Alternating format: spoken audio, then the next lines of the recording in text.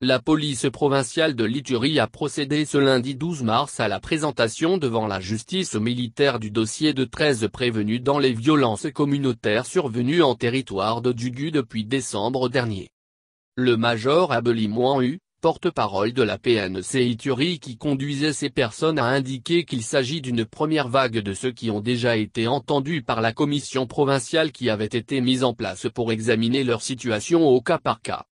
Les enquêtes se poursuivent et les prévenus continuent d'être entendus par la commission. Au fur et à mesure, d'autres vont être remis aux autorités judiciaires, a-t-il expliqué.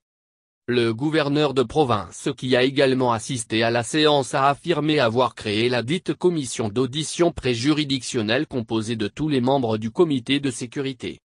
Lorsque des prévenus sont appréhendés soit par la police soit par l'armée au front, ils sont présentés devant cette commission composée d'experts outillés en la matière pour être auditionnés avant d'être mis à la disposition de la justice, a expliqué Abdallah Penambaka au micro de Bunyactualité.com, annonçant la tenue prochaine des audiences foraines sur place de Djugu.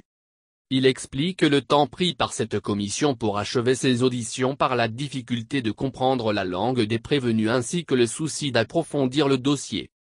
Près d'un mois après leur arrestation par le police, des voix s'étaient déjà exprimées pour exiger ce transfèrement ainsi que la tenue des audiences, notamment le procureur de la République qui avait même jugé d'illégale leur détention car selon lui, le délai légal de 48 heures était déjà largement dépassé.